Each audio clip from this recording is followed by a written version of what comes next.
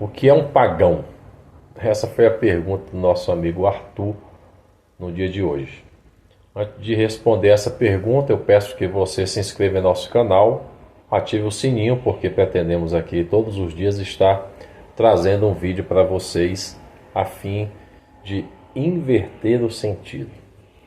E para isso também eu peço que você acesse o link aqui embaixo para ter acesso ao prefácio do livro O Evangelho segundo a Matemática. Leia o prefácio, quem sabe você se interessa por ler o livro por completo. Caso isso venha acontecer, no próprio link você tem acesso ao livro e adquirir o seu exemplar. Eu sou o Marcos Amaro, também autor do livro o Versos de Liberdade, que narra a história de quando eu estive encarcerado durante 59 dias. Então eu tento apresentar para vocês como tudo isso aconteceu através de versos.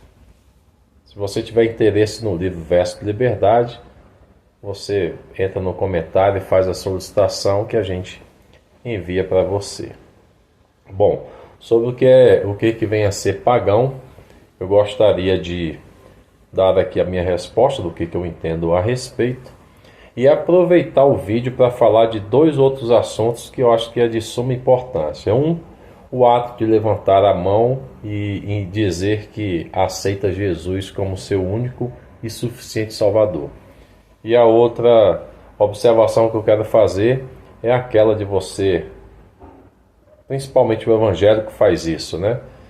A paz do Senhor para a outra pessoa e qual erro a gente pode estar incorrendo ao fazer isso. Então você que é evangélico e você que tem essa prática, fique até o final do vídeo para você saber o que pode estar de errado nisso.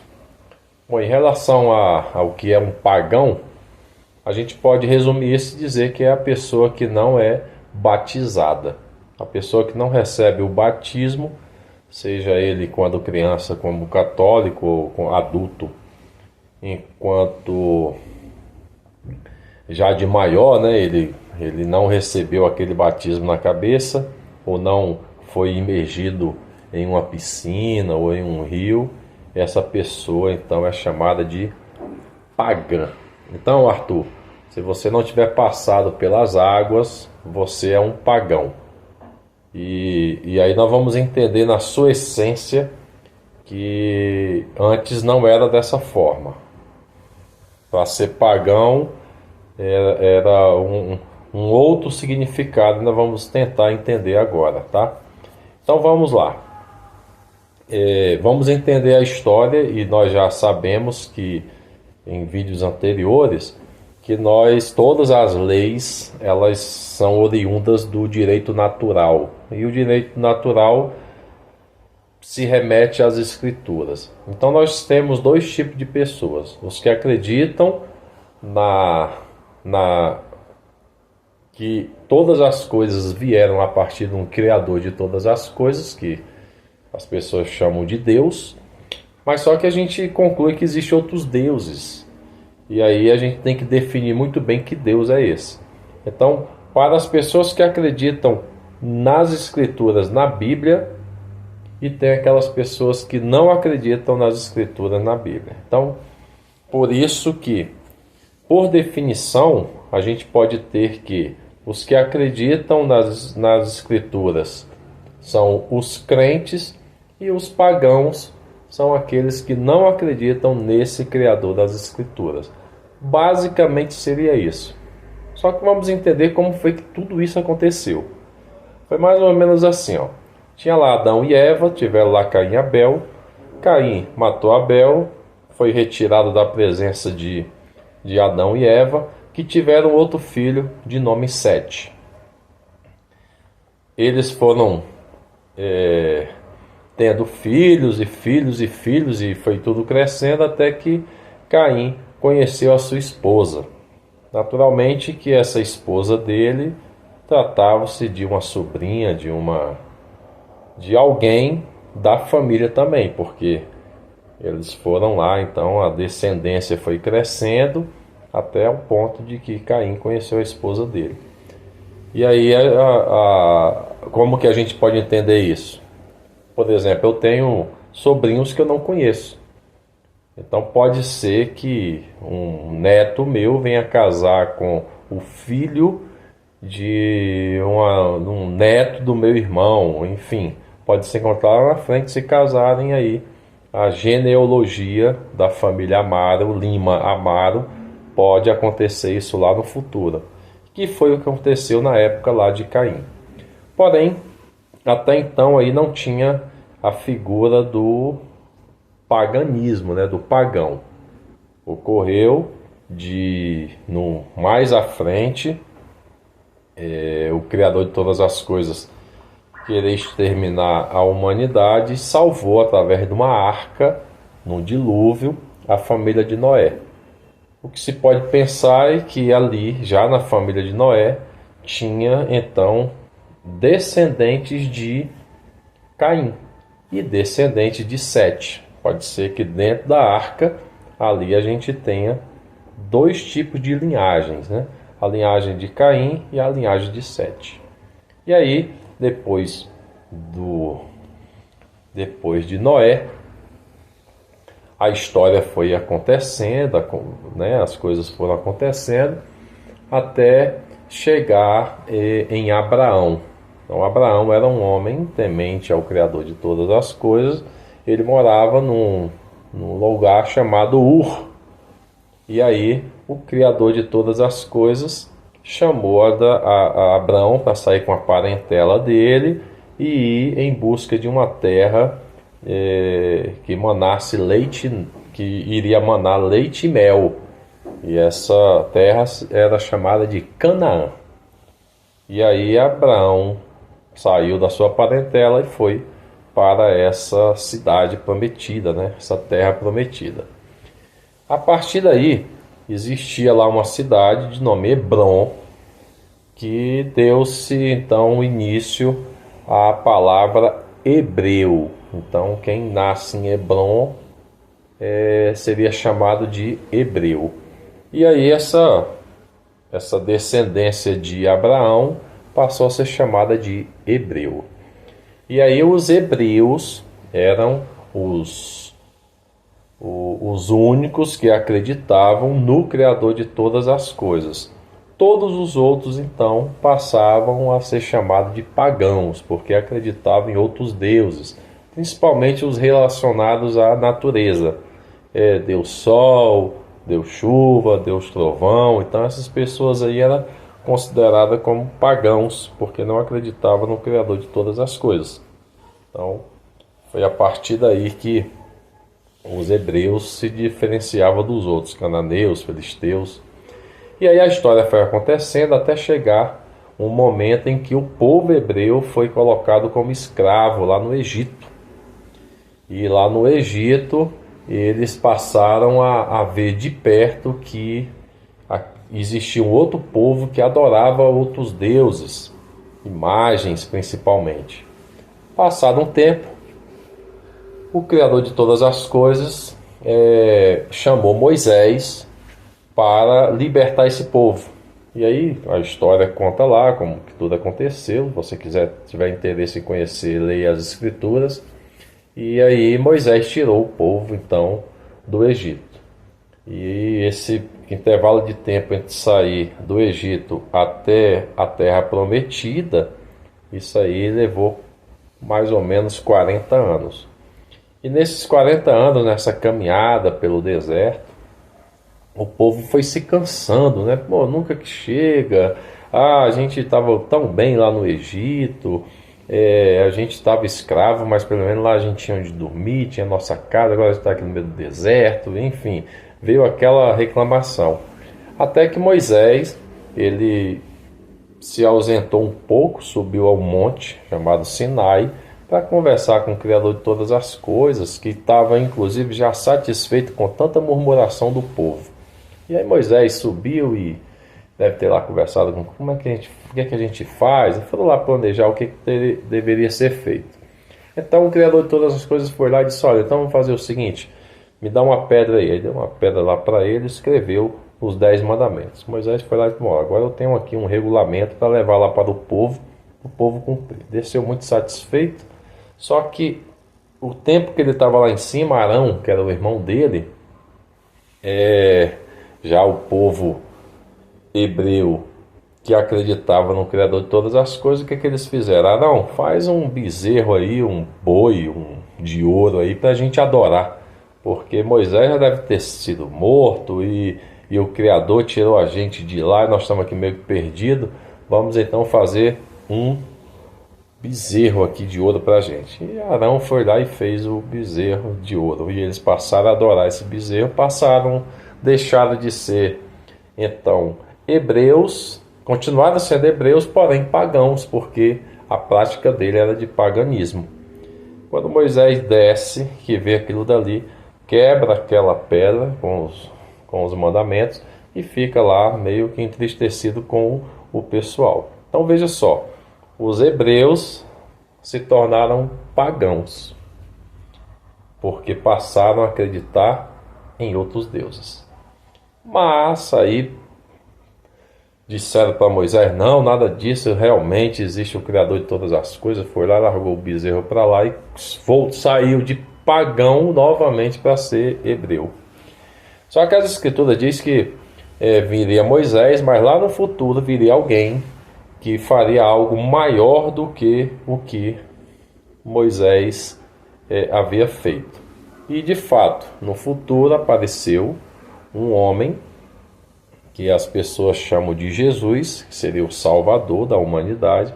O povo já estava mesmo destroçado, já estava mesmo entregue às baratas. Sacerdotes com mentira, estava um negócio assim, um caos, né? As pessoas se dizendo santas, e aí já não eram mais chamados de hebreus, porque os hebreus tiveram lá 12 tribos. Dentro dessas 12 tribos são oriundas de Israel. Aí Israel teve Judá e mais 11 outros filhos, e aí como a história conta que a salvação viria por Judá, então apareceu aí a figura dos judeus. Então nós temos aí os hebreus, os israelitas e os judeus. Na verdade, se você for verificar, é uma linhagem só. E aí o Salvador veio para o povo de Israel, veio para o povo de Judá. O que aconteceu? Como eles não aceitaram a vinda do Salvador, então as escrituras dizem que já que vocês não querem, então eu vou até os gentios. Notem que naquela época os hebreus se tornaram pagãos. Por quê?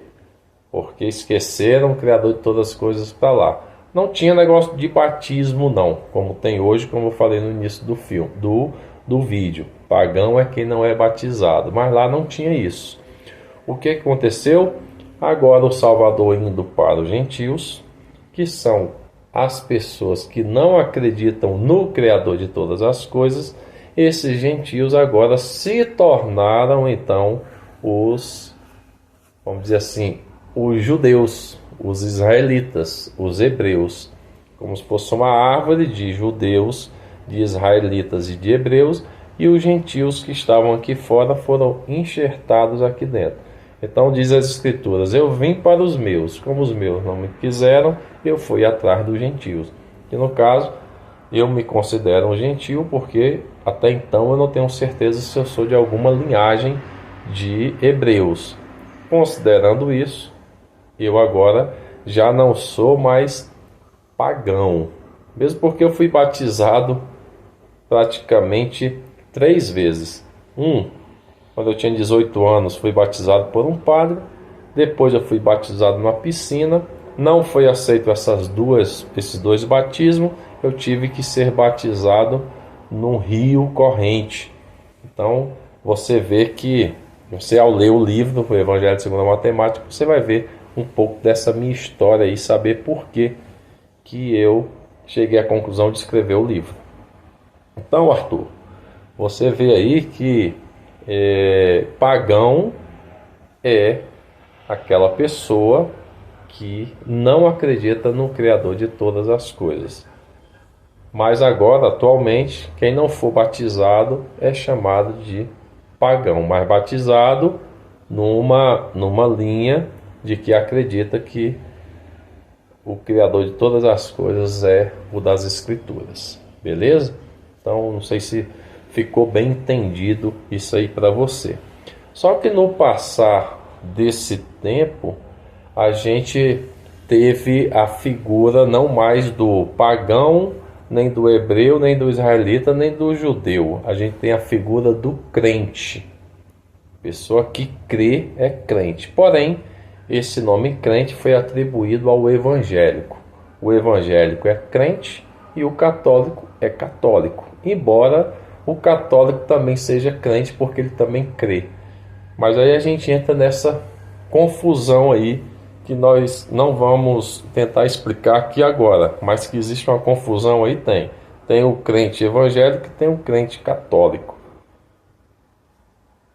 Como é que se entende isso? Bom, mas falando isso aqui do crente evangélico, então, nós vamos falar aqui sobre uma situação que acontece na igreja evangélica. Você que é evangélico vai entender isso. A pessoa está lá no culto e alguém diz: você quer aceitar Jesus como seu único e suficiente Salvador? Aí a pessoa vai lá, levanta a mão, e aí todo mundo vai lá e parabeniza a pessoa que levantou a mão. No entanto, a própria Escritura diz que um pai pediu para um filho fazer algo e o filho disse que ia fazer.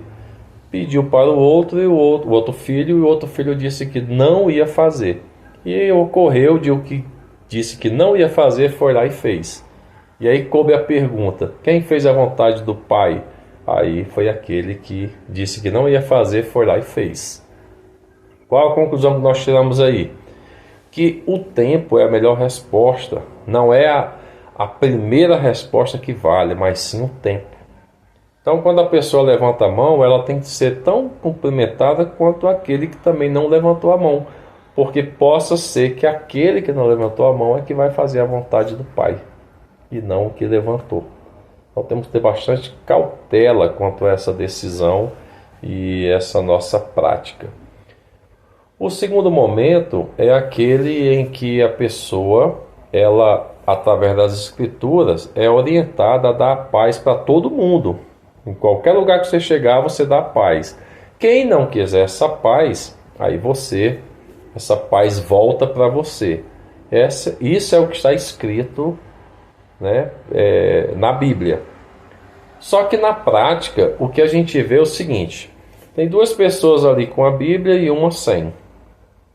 Aí chega alguém, uma quarta pessoa, que é evangélica, que é crente, ela vai dar a paz do Senhor para as duas pessoas com a Bíblia, e para a outra ela vai simplesmente só cumprimentar, seja oi, tudo bem, ou boa tarde, bom dia. Então é mais ou menos assim: paz do seu irmão, paz do seu irmão, opa, boa tarde, como é que vai?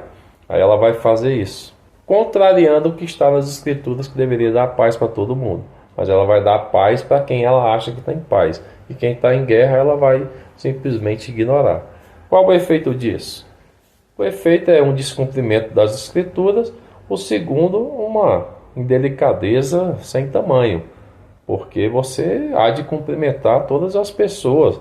Imagina a gente tirando essa questão de religiosidade e tivesse três pessoas, eu cumprimentasse duas com bom dia e a terceira eu simplesmente não fizesse nada. Seria uma falta de educação tremenda. Então, para você que tem essa prática, tome bastante cuidado, porque você pode estar pensando que está agradando ao Criador de todas as coisas com essa prática e não está. Então é isso. Para o Arthur, eu acho que ficou aí esclarecido o que é ser pagão, e aproveitar que se você não foi batizado, você vai ser considerado pagão, mesmo acreditando no Criador de todas as coisas. No fim das contas, a gente vai ver que está uma confusão tremenda, né? Você não pode só mais acreditar no Criador de todas as coisas como no passado. Você tem que você tem que se batizar. E se o seu batismo for só aguinha na cabeça, pode ser que alguém diga, não, você tem que ser imergido, tem que ser totalmente por imersão. Quando você fizer isso, pode chegar alguém e dizer, não, mas tem que ser em água corrente, como aconteceu comigo. Leia o prefácio do livro, que você vai entender mais ou menos o que aconteceu comigo e por que da escrita do livro O Evangelho segundo a Matemática.